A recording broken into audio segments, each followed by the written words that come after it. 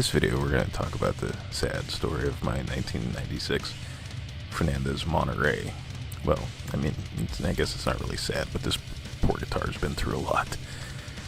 This was the second guitar I ever got. It was a Christmas present, the same year I began playing guitar in 1996. At the same time, it was also the greatest thing in the world to me. I didn't know much about guitars at the time, but it looked cool, and I was a dumb 14-year-old that didn't think Strats were metal.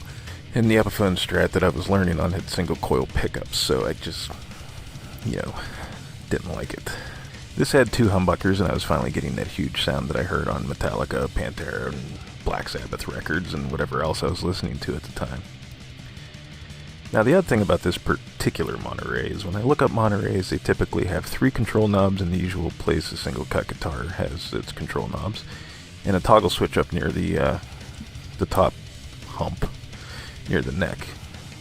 And again, like most single cuts. In fact, most of them are pretty similar to ESP or LTD Eclipses, or the other models I've seen have two controls and a toggle switch down at the bottom of the guitar. This guitar has two volume, two-tone controls like a Les Paul does.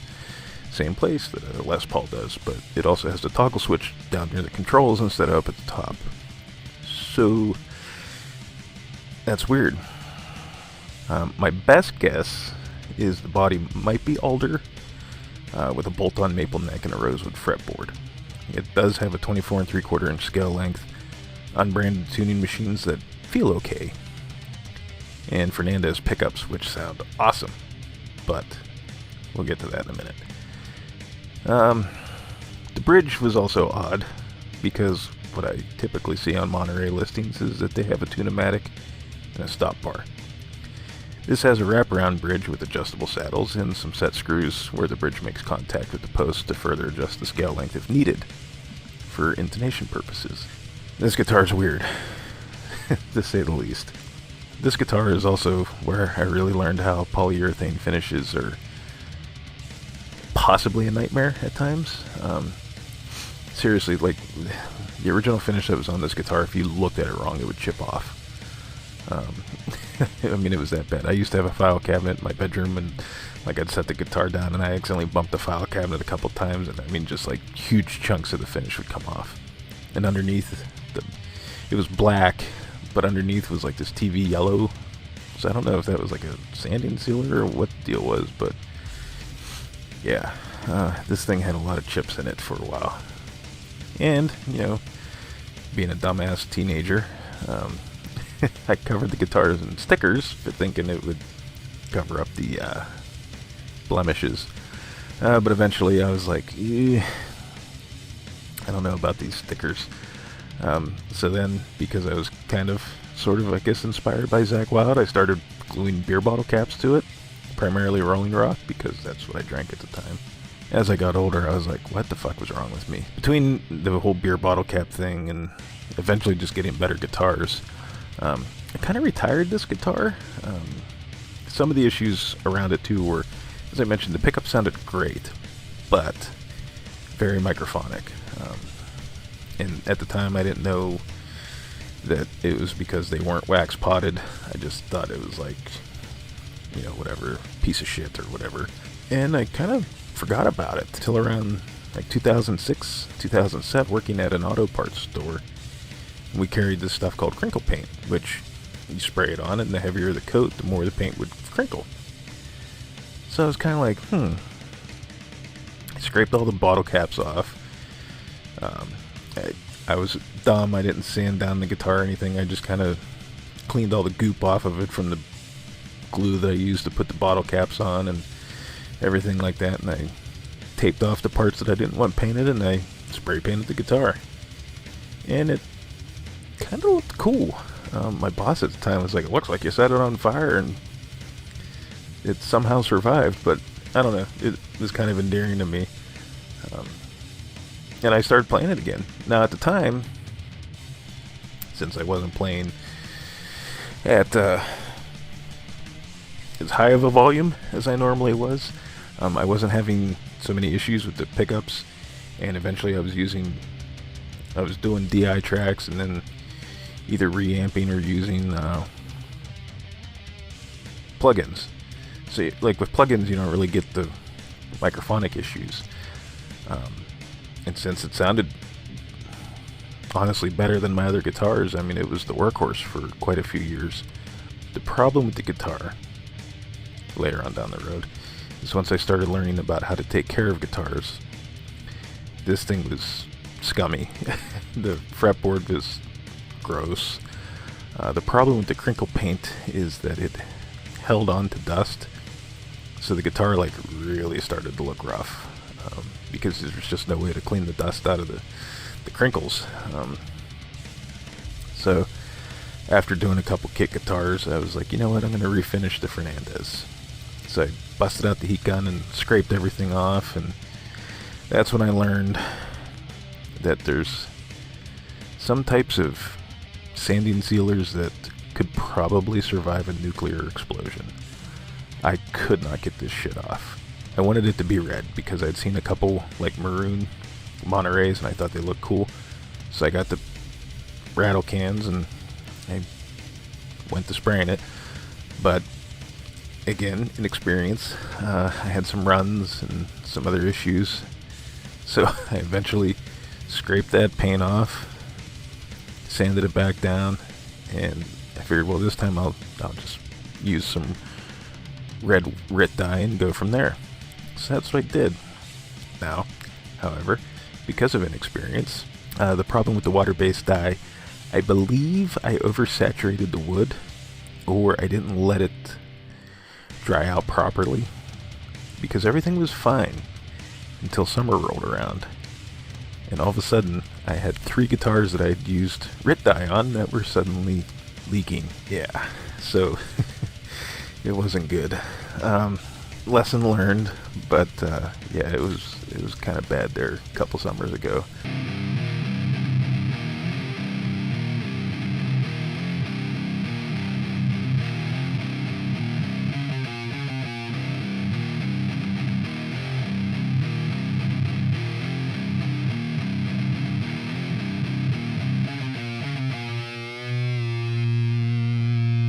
I didn't really play it too much after that, because I bought other guitars and I was kind of going through them and they were serving the purposes that I wanted them to serve. But this guitar had some sentimentality to it that I thought about getting rid of it, but I could never quite go through with it. So I figured, you know, over the summer I was doing some projects and I was like, let me go back to this Fernandes and see. So this time I sanded it down again and I spray painted it with silver hammered paint, it's like a hammered chrome, and it kind of works the same way as the crinkle paint. Like the heavier the coat, the more the silicone in the paint pulls and gives you the hammered look to it. The thing with this stuff though is you can't clear coat over it, because the chemicals in the paint that make it look the way that it doesn't let a clear coat bond to it, and it'll delaminate or it just won't cure properly. But on the other end of the coin, or on the other side of the coin, this stuff is practically bulletproof. It's pretty durable, so I don't think I'm going to have any issues with that. But I was pleased. I was quite happy with it. I wish I could find the pickguard for it, because I went through, when I was a teenager, I went through this like no pickguard phase. And I took the pickguard off of it, my SG and my Les Paul, and I think the only one I have is the pickguard for the Les Paul. I have no idea where the other pickguards went. Probably in the same place that the body from my original Epiphone Stratocaster is. But I put it back together. I put the original electronics back in it after I cleaned them up, because they had oxidized a little bit from the dyeing incident, but they worked. And after some deoxit, the pickup switch was fine, or the pickup selector switch was fine, and there's no scratchiness to the pots or anything like that. So, you know, for my purposes, good enough. I gave it a proper setup this time, now that I know about that. And I strung it up with Ernie Ball Mammoth Slinkies and tuned it to drop C because I just kind of wanted to give that a go. Plus with the shorter scale length, I figured the Mammoth Slinkies would work out pretty good for having some tension there. I could have probably went a little bit smaller, but figure why not. And it's great now. I mean, it was always kind of pretty much great before for what it was, but plays good, sounds good. Obviously, I still have the microphonic issues. Someday I have old pickups from guitars that I've pulled out that they weren't super good, like some Squire pickups and things like that.